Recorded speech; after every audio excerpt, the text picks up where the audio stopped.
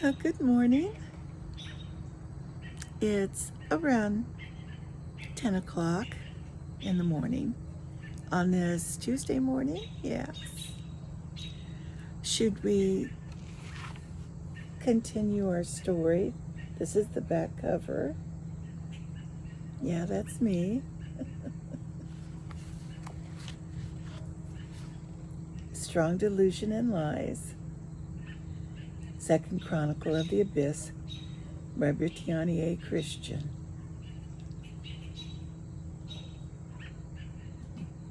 Yes, that's me. That's not me. That's a beautiful girl, but this back here is me. Yeah, I was just looking at that. All right. Let me just read this one thing. Let's see here. Riseville Publishers, a division of Riseville Ventures, first edition, January 2014. It was almost 10 years ago. And then on 2015, I had my pacemaker put in because I had heart failure of my bottom chamber.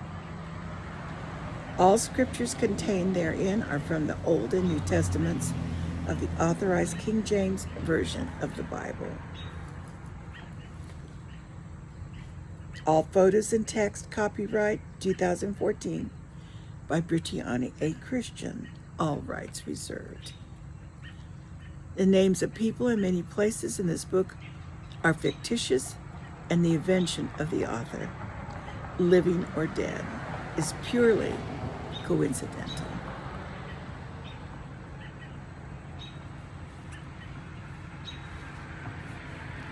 Chapter 4. Surprises and kiosks. Let's get on with it. Rose and Abigail were packing their bags, getting ready to leave the hotel. They were going to catch a shuttle to the bus station, and they were hurrying. Suddenly, there was a knock on the door. They both looked at each other in surprise, and Rose went to the door and looked out the peephole. She gave a little cry and opened the door. Joshua was standing there looking disheveled and tired.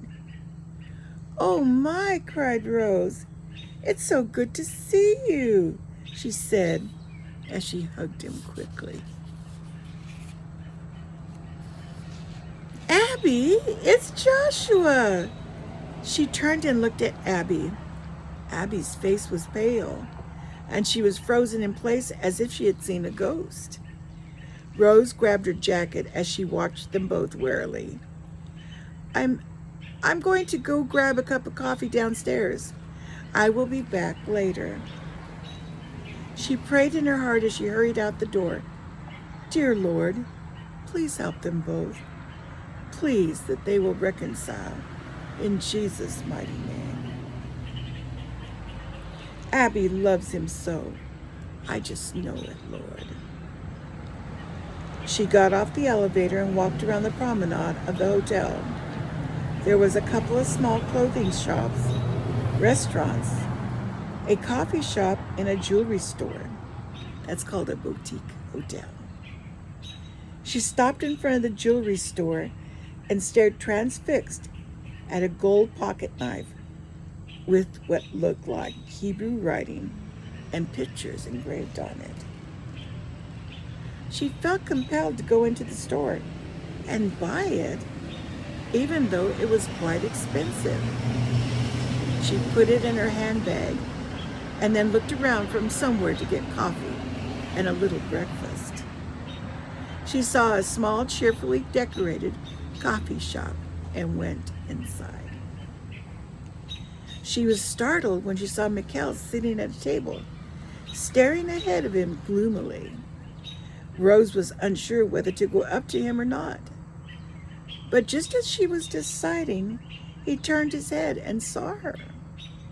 With a wide smile on his face that made the corners of his eyes crinkle, as if in delight, he jumped to his feet and pulled a chair out for her. Please, Rose, sit down. How good to see you again. You are looking wonderful this morning. She sat down a little shakily, a little startled by his compliment. A waiter came up to them and gave them menus. Rose ordered hot tea with lemon and looked through the menu. She's really a very dainty lady, in spite of what she thinks of herself. Mikel watched her intently. She looked up into his blue eyes and her heart started racing. He is so handsome, she thought to herself. I don't think I've ever seen anyone as attractive as he is in my whole life. Mikel was staring at her approvingly in her gray tweed slacks and jacket of the same material. She was also wearing a gray silk blouse with a collar that opened at her throat. She had placed on the back of her chair a gray leather jacket that complemented her outfit, as well as a gray leather purse. He also noticed a whisper of a chain with a small gold cross around her neck. He sat there watching her with a strange look in his eyes, and after a few moments he apologized. I'm sorry. It's just that you're so pretty this morning. I like looking at you. Rose's heart skipped a beat. He thought she was pretty. She was so glad that she had put color in her hair at the hairdresser's before they left for Israel, and had kept her hair loose this morning at Abby's insistence. She did look different with the color in her hair, and when she wore it down, much younger. She looked into his eyes, and he seemed so sincere. A warm thrill flooded through her body. Someone actually thought she was pretty. I thought you were leaving this morning, she said quietly. I drank too much last night, he replied honestly, looking ashamed at his admission. I had a bottle of wine in my room, and I drank most of it. I'm afraid the past took its toll on me last night. I did too much thinking, and it made me very sad. But I also think subconsciously, I was hoping to see you again. He watched her as if to gauge her expression when he said this. Rose's heart fluttered at his ardent stare with what looked almost like hunger in his eyes. She thought she was just imagining that look and lowered her eyes for a moment. When she looked back into his eyes again, the look was gone. Mikel, a friend of ours, just flew in from the States and arrived this morning. I'm sure we will be going together to Jerusalem. Would you like to come with us? I don't know what he and Abby plan, but I know they wouldn't mind if you joined us. Mikel looked surprised and almost jealous. A friend of yours or of Abigail's? He said gruffly. Rose smiled and answered softly. He's a friend to both of us, but mostly to Abby. It pleased her that he was concerned that she might have a boyfriend. He looked relieved and smiled his warmest smile at her. When do you think they will be leaving? I have to start work tomorrow morning. I've been gone far too long from my work. Let me call and find out. Rose called Abby's number and explained that Mikel was still here and would join them in going to Jerusalem if time permitted. Abby explained that Joshua had just gone to his room to rest, and he had rented a car for them to go later in the afternoon to Jerusalem. Rose covered the phone and explained to Mikel the plans. He nodded his head in agreement. Maybe you would permit me to show you a little of the sights here in Tel Aviv, he asked Rose.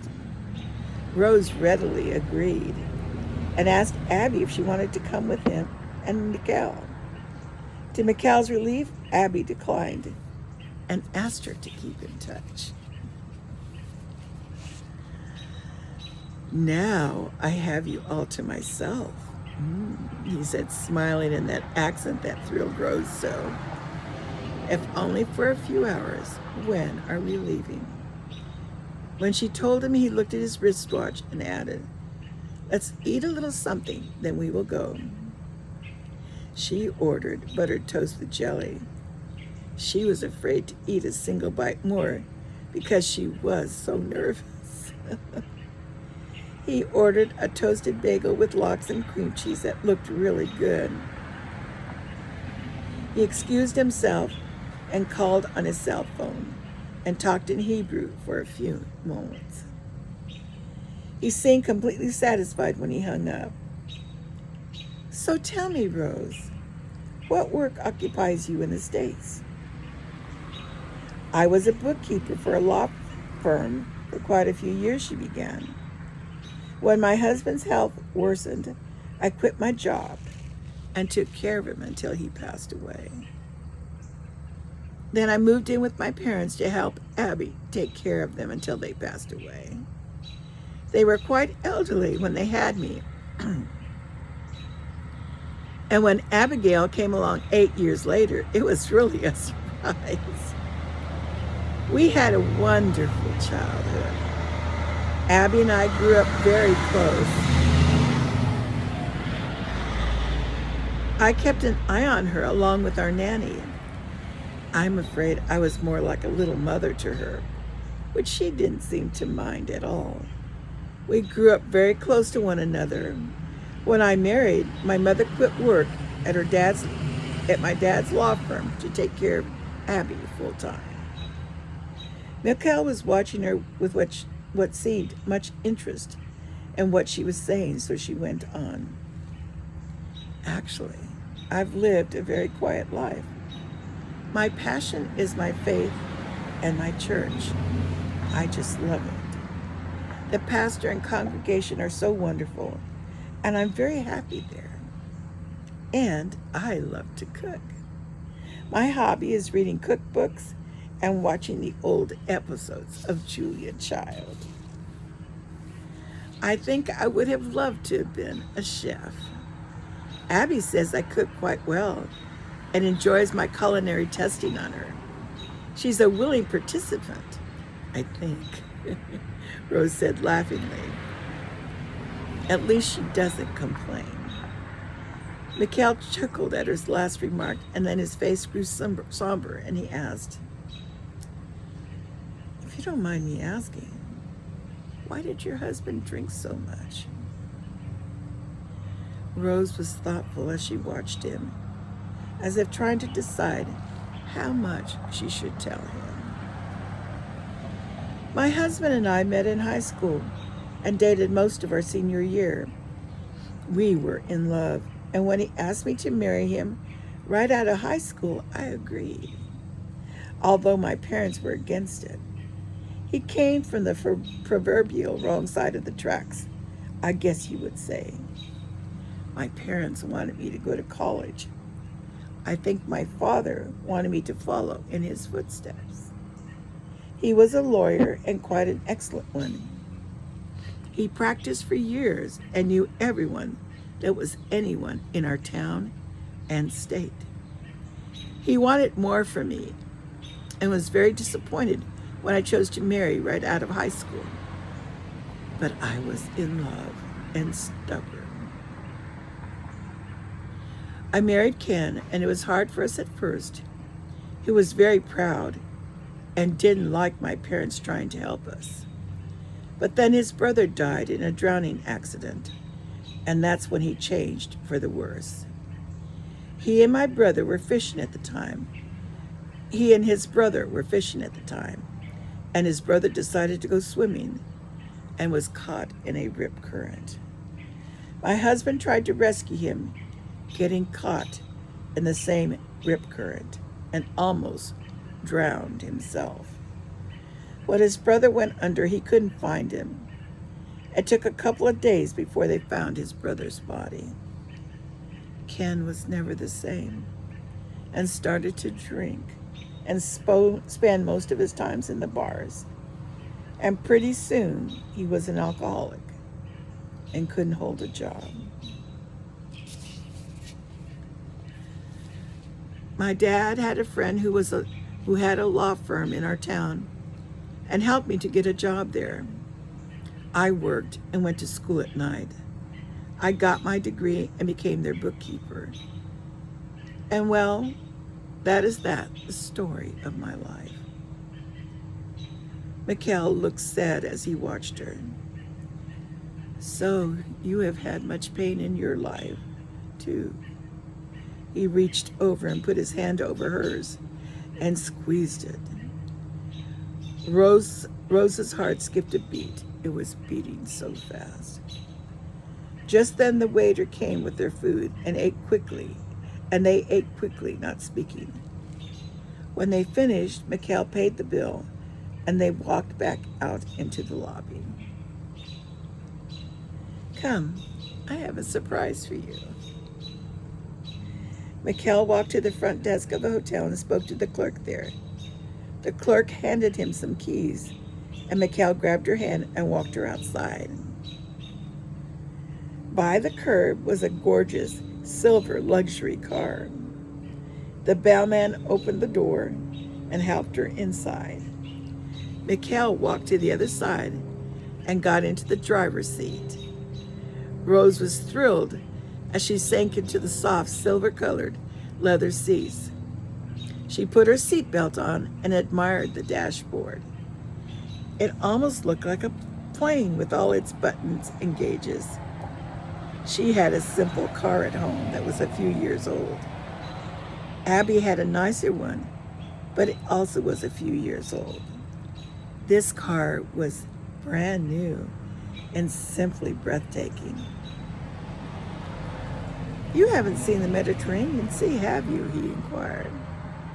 Rose shook her head no and watched the scenery flying by her car window. All she could think was what a lovely and modern city Tel Aviv was. Mikel chatted to her about the different sites they were passing, but soon she could see the water of the Mediterranean. The blue of the water was extraordinary. The scene of water, sky, and beach looked almost like a painting. Mikel turned into a beach area and pulled the car into a parking lot. As she gazed at the sea, it was so picturesque, it made her catch her breath. The sea was gently lapping against the shore, the waves softly rolling in. The sky was an intense blue with a few fluffy clouds. There were people all around, in and out of the water, and walking the beach and promenade. The day was warm, which she thought was surprising for March. Mikel grabbed her hand and they walked to the shore. Rose crouched down and put her hand in the water. It was surprisingly not that bad. Not as cold like one would think of for late March. Oh, Mikel, this is lovely, she explained. Thank you so much for bringing me here. I love it. She looked out at the sea that seemed to go on into infinity. This place was so beautiful, almost spiritual. The Mediterranean. She's finally getting to see it up close for the first time. Mikel watched her delight, and she turned toward him with her eyes shining. A breeze had come up and was gently blowing her long hair onto her face. He took his finger and pulled the strands off her face. And then, as if it was the most natural thing in the world, he cupped her face in both his hands and kissed her. Time seemed to stand still for Rose. She never remembered feeling this way in her life. not even with Ken. She had cared for Ken, but not like this. She didn't want this moment to end. Mikel suddenly pulled away from her and apologized. I'm sorry, Rose, you don't know me. I don't want you to think that I'm taking advantage of you. You are such a beautiful and sweet woman. I couldn't help myself. Rose didn't say anything, but turned to look out at the water. She was afraid to speak for fear she would break into tears. She was afraid she was dreaming and would wake up and find out none of this was real. He was so perfect. Was she falling in love with Mikel? She hardly knew him. How could this be? Mikel took her hand and they walked the beach and went up the stairs to the promenade and strolled to the shops and peered through the windows. Rose was delighted. Mikel, there's a necklace I'd like to get for Abigail. Do you think we could go in? They went into the store, and she also saw a little picture frame that was made out of the rockets that had been fired on Israel, and she wanted to get it for Joshua. It had the scripture quote, "With God, nothing is impossible." And she bought it and the necklace for Abigail. She put her purchases into her purse and remembered her purchase earlier, the pocket knife. Mikel took her to one of the kiosks that were set up on the promenade and bought them both the potato latkes, a traditional Jewish food. Sounds good. As they sat on a bench, Rose exclaimed over the goodness of the treat. They sat in comfortable silence, looking out over the sparkling aqua blue water as they ate. Where do you come from originally? Rose asked suddenly. Oh, you mean you can tell from my accent I'm not from here? He teased her. Well, yes, she sputtered, hoping she hadn't offended him. As you probably guessed, I'm from Russia originally. I came from a small town outside of Moscow. When I was 12, we made Aliyah to Israel. For the Jew, that means to come back home to Israel. He looked at Rose questioningly, and she nodded that she understood. It was hard for us at first, but my father was good at business, and we were soon prospering. I went to college. I met my wife there. She was working on her doctorate in physics and was very intelligent, as well as beautiful. We married right away. She worked at a large American research company in Tel Aviv when she graduated to help me stay in medical school. As a matter of fact, she helped develop a product that they now use at the ABIS. She didn't like how the experiment was going at the ABIS when she visited there and refused to work on anything else having to do with it. Since she was a brilliant physicist, they kept her on, having her work on other projects they were developing. She believed, like you and your sister, that the experiment was dangerous. She had told me there was much talk among her colleagues about the disasters that were occurring whenever the machine was turned on. And she told me that they were looking to discover things that were not safe for the world. As a matter of fact, there were many who agree with you about the safety of the machine. Rose was listening intently, looking at him in surprise when he told her that. When I was a resident at a hospital, she became pregnant with the twins. They were born, and they were the apples of our eyes. We love them both very much, and the twins and I are still very close. He looked moodily out at the water and continued. 2 years ago, she came down with a mysterious illness. She fought valiantly, but soon she was very ill. I truly believe it had something to do with the experiment she had worked on for the ABIS.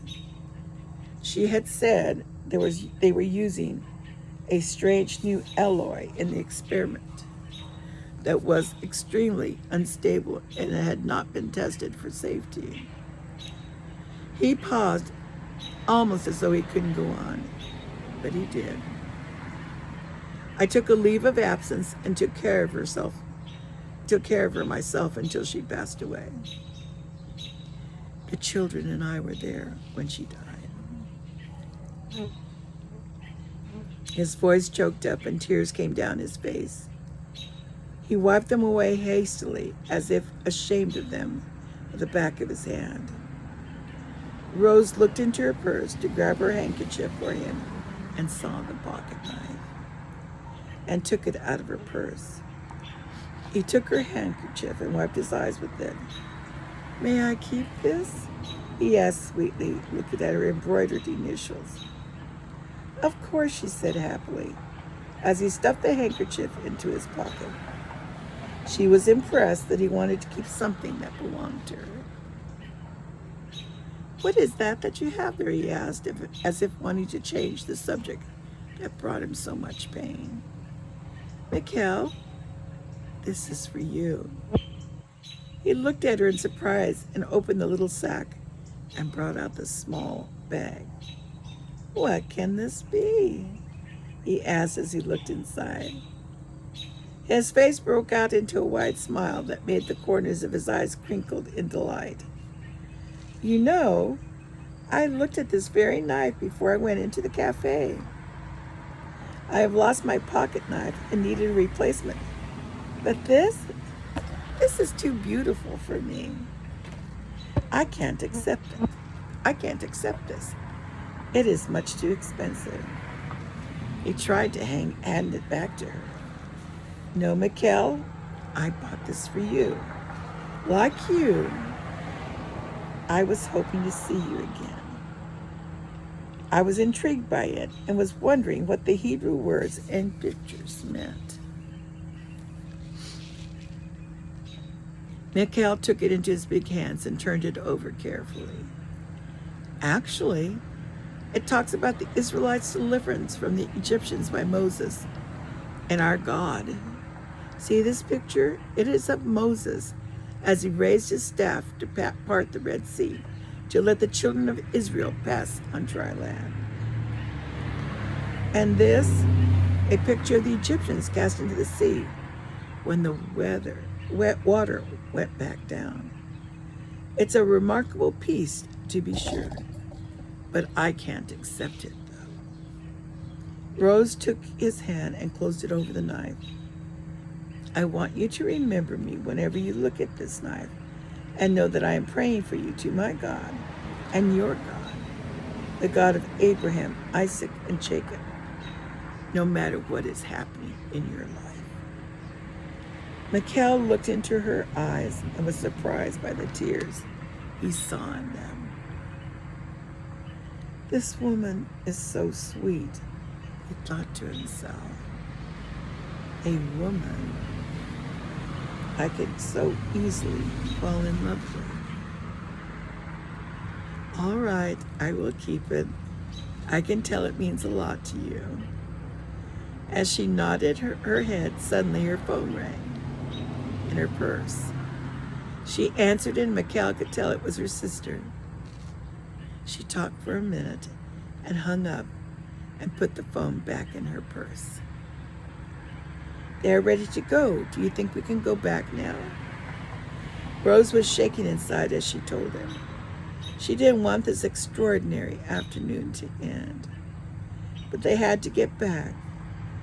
Mikel escorted her to the car, but before he handed her into her seat, he asked, "What do you think of the car?"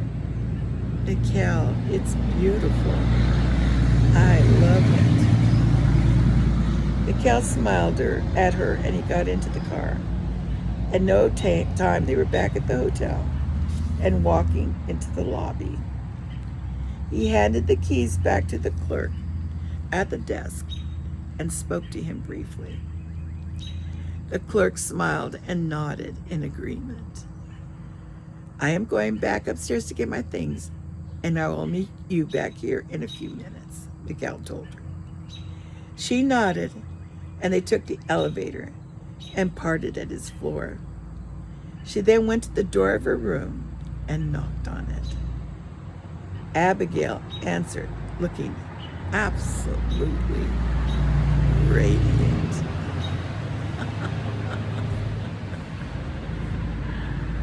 Well, dear friends, that is chapter 4.